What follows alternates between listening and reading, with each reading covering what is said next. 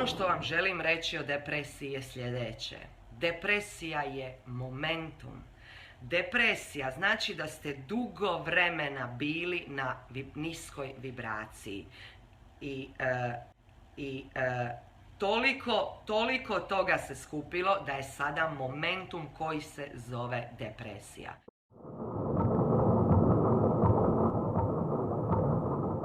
Ako uzimate tablete, da li prestati? To ovisi o vama. Da li je vama lakše povjerovati u to, od danas više ne pijem tablete, ukročit ću u novu realnost koju ne pijem tablete. Kako se osjećam i ponašam u realnosti u kojoj nemam depresiju, tako? Onda isti tren neko može riješiti se tableta i kreirati posve novi život.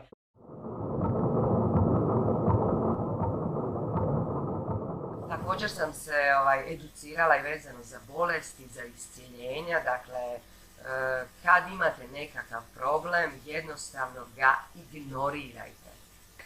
Ignorirajte i idite u vortex. Jer u vorteksu ste zdravi. Mama koja je pričala novu priču da joj je dijete zdravo je radila sljedeće.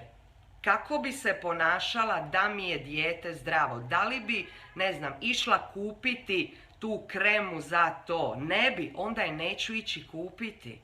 Onda neću ići kupiti u paralelnoj realnosti gdje je moje dijete zdravo, ja ne kupujem kremu. I tako je ukročila u drugu paralelnu realnost.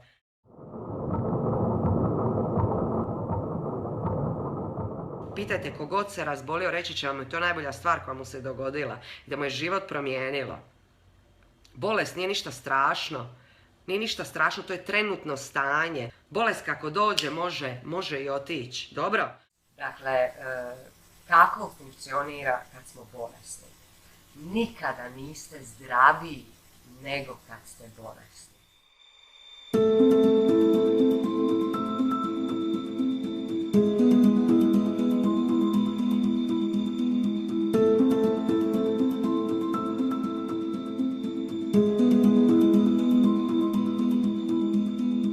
Bio sam jedan od onih koji je slušaju i znam kako je kad ti ispere mozak tim budalaštinama o kojima ona priča. Pa ja sam imao 16 godina kada sam krenuo da je pratim i pratio sam je oko recimo 2 godine, manje više. Naravno, kako to obično biva, osvestio sam se tek kada sam primijetio da mi psihički postaje sve gore i gore. Sad imam 21 godinu i nikom ne bi poželio da prođe to kroz šta sam ja prošao. Neću navoditi detalje iz mog privatnog života, ali recimo da sam bio sklon depresiji zbog svega što mi se izdešavalo kao detetu i kasnije u ranom pubertetu, svega nekoliko godina pre nego što sam počeo da slušam Anu. A i generalno i pre i nakon tih događaja u porodici mi nije sve funkcionisalo kako inače funkcioniše u srećnim porodicama. Slušanjem njenih videa i savjeta koje u njima daje, terao sam sebe da budem ono što nisam. To jest da budem pozitivan i kada mi se događaju negativne stvari u životu. Da budem optimista čak i kada stvari deluju krajnje pesimistično. To je išlo toliko daleko da sam na kraju počeo da slušam samo pesme koje imaju pozitivan i optimističan tekst, a one u kojima se spominje bar jedna negativna i pesimistična stvar sam odmah preskakao. Naravno, sad kad sagledam to iz ove perspektive, deluje mi krajnje bolesno, ali jednostavno tako je bilo. Na kraju je kao bumerang psihičko stanje krenulo da mi se pogoršava i bilo mi je loše kao nikada pre toga. Neću navoditi šta mi se sve dešavalo, ali recimo da sam imao jaku depresiju kao nikad do tad, praćenu nesanicom i obsesivnim mislima uz koje je išao jak iracionalni strah. Otprilike tako nekako. I stvarno ne znam na koji način sam ja tada progutao tu Aninu priču, a i uzet ću u obzir da sam imao 16 godina i da mi logičko razmišljanje tada verovatno nije bilo baš sjajno, ali gledam i starije ljude kako gutaju njenu priču. Ana priča što joj padne na pamet. Od svega pravi bučkuriš. Danas će govoriti da treba ovako, sutra ipak onako, preko sutra će reći kako vidi da i dalje ima onih koji nisu razumjeli to što priča i onda će da kaže neku skroz treću stvar koja veze nema s onim o čemu je pričala u prethodna 2 videa, koja kao sada pokušava da objasni u trećem.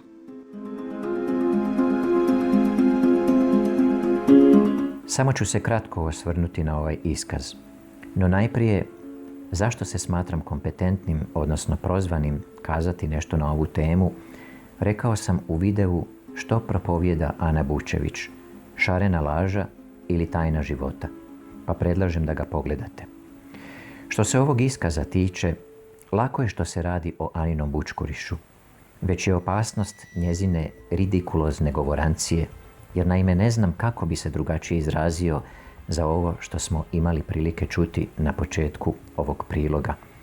Dakle, opasnost njezine govorancije je u tome što udaljuje pojedinca od realnosti i on postaje još izgubljeniji, siromašniji, bolesniji, depresivniji.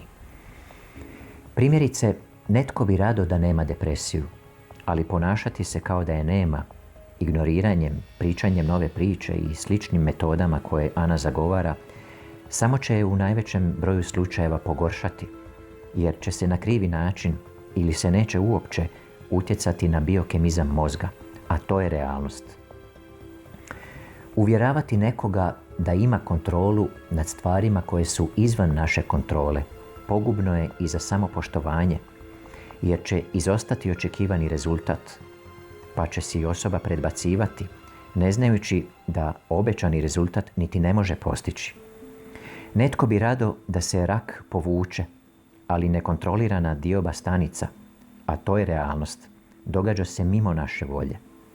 No to ne sputava Anu u mišljenju da se umrli od karcinoma zapravo nisu dovoljno borili za život. Netko će možda reći, a što je sa slučajevima kod kojih je došlo do spontanog izlječenja? Radi se o izoliranim i rijetkim slučajevima, izrazito rijetkim u usporedbi s onima kod kojih do spontanog izlječenja nije došlo, pa prema tome ne mogu biti primjer jer su izvan znanstvene kontrole, nepredvidljivi su i neponovljivi. Poslušajmo sljedeće iskustvo. Anu pratim od samog početka njezinog YouTube kanala. Okružena brojnim problemima, saznajem da se može sa mnom privatno razgovarati i prijavim se. Dobijem odgovor da uplatim 800 eura za 8 sati razgovora. Naravno, nemam. Nisam niti rekla o čemu želim razgovarati, brak, posao, zdravlje, odnos i novac. Da je bilo u pitanju zdravlje, morala bih ipak prvo platiti 800 eura. Nadri liječništvo. Tu sam se razočarala. Njezini fanatici ne daju da se kaže ili piše išta protiv nje, a trebali bi imati razumijevanje i ljubav za sve suprotnog mišljenja. I ja sama sam dobijala komentare mržnje njezinih pratitelja, koji niti ne znaju tko sam, kakav sam život imala i promijenila, koliko dugo pratim Anu, ali prema njima ne smijem imati svoje mišljenje ako se sa nečim ne slažem. Očito ju nisu dobro razumjeli. To prelazi u fanatizam i idolizam. Nemamo svi iste probleme i ne rješavamo ih na isti način. Anin video o depresiji i tabletama me potaknuo da ostavim tablete za štitnjaču.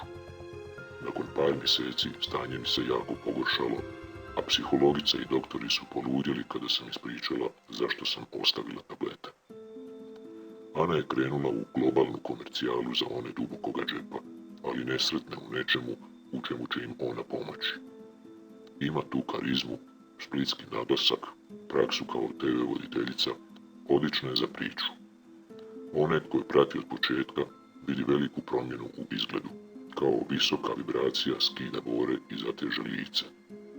Vidi slike nekad s malim ljudima, a danas sa glavnim facama estrade. Ne znam zašto to radi. Možda je željna slave, popularnosti ili se pogubila u svojoj misiji da pomogne drugima. Priča je divna za slušati, samo poželi i svemir će ti odgovoriti. Ako uspiješ riješiti nešto, Ana kaže da je ona to pomogla, a ako ne riješiš problem, onda kaže da nisi pratio njezine upute. Ovdje imamo sličnu situaciju u kojoj metode koje Ana zagovara mogu biti opasne i fatalne po zdravlje pojedinca.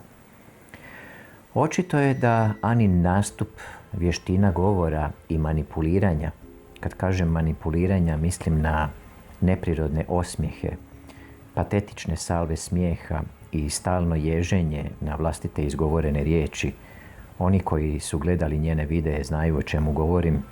Dakle, očito je da takve osobine i Anina milozvučna priča okupljaju i zasljepljuju velik broj sljedbenika. No, ako se samo malo zagrebe, ispod fasade nailazimo na svijet besmislenih, beskorisnih i štetnih infantilnih ideja, ali koje Ani donose željeni novac i medijsku pozornost. Ova sugovornica postala je svjesna i te dimenzije. Inače, zanimljivo je da je dr. Herman Vukušić u svojem prvom obraćanju Ani istaknuo njezinu narcisoidnost. A ljestvicu narcisoidnosti Ana je sasvim sigurno podigla nedavno tako što je na boce koje dijeli na seminarima počela lijepiti svoju sliku. Sljedeće iskustvo ponešto je drugačije. Poslušajmo ga. Zadnjih 10-tak dana imala sam jedan jako težak period, psihički težak. Bila sam u negativnom raspoloženju i jako puno sam plakala. Bilo mi je teško kroz sve ovo prolaziti. U svemu tome sam naišla na video od Ane Bučević na YouTube-u i počela sam je slušati. Slušala sam ja nju i prije. I mogu vam reći, već par dana me drži pozitivan stav i počinjem da shvatam i da uviđam da je mentalno stanje jako važno kod bolesne osobe. Toliko sam želju dobila da snimim ovaj video, da pomognem osobama kojima je teško, da možete, koja god situacija bila, da je to trenutno. To mi je bilo teško za shvatiti, nisam to shvatala odmah, da mi biramo sami sebi svoju sudbinu. I istina je, ja kad se setim dok sam bila zdrava, ja sam se uvijek bojala da ću završiti u invalidskim kolicima. Ja sam imala averziju od kolica, strašno. Kad bi vidjela bolesnu osobu, samo bi okrenula glavu. Mene je bilo strah. Znači, moja sudbina nije znala jel se ja bojim ili ja želim ta kolica. Ja sam dobila ta kolica. Ja sam dobila hodalicu. Ja vam hoću reći, znači, život ide kako vi razmišljate. O čemu se ovdje radi? U prethodna 2 slučaja sugovornici su prozreli Aninu školu, nažalost na vlastitom iskustvu, i postali su svjesni njene jalovosti, dok ova sugovornica još uvijek nije svjesna, možda nikada neće ni biti, da je preuzimanje odgovornosti za nemile događaje nad kojima nismo imali kontrolu štetno za psihičko zdravlje pojedinca. Anini sljedbenici očito kratkoročno doživljavaju nekakav val optimizma, ali dugoročno usvajaju štetne obrasce koji dovode do sličnih ili gorih stanja od onih opisanih na početku ovog iskaza. I što reći na kraju? Svi oni koji u Ani vide osobu koja im može pomoći u njihovim psihičkim, zdravstvenim, financijskim, obiteljskim i drugim problemima u velikoj su opasnosti, jer Ana nema niti elementarna znanja o ovim temama.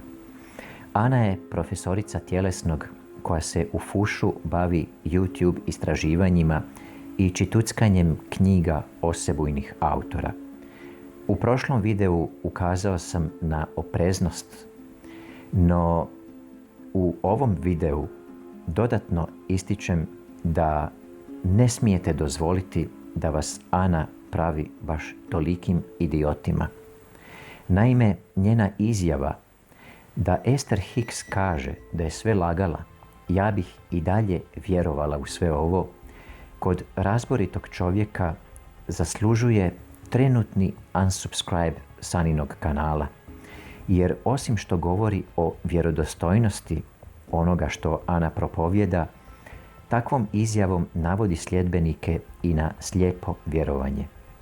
Anu uopće ne zanima pravo stanje stvari, ne zanima je istina. Nju zanima samo priča koja će se dobro prodati. Nemojte dozvoliti da vam baš toliko vrijeđa inteligenciju i da manipulira s vama. Pamet u glavu. Srdačan pozdrav.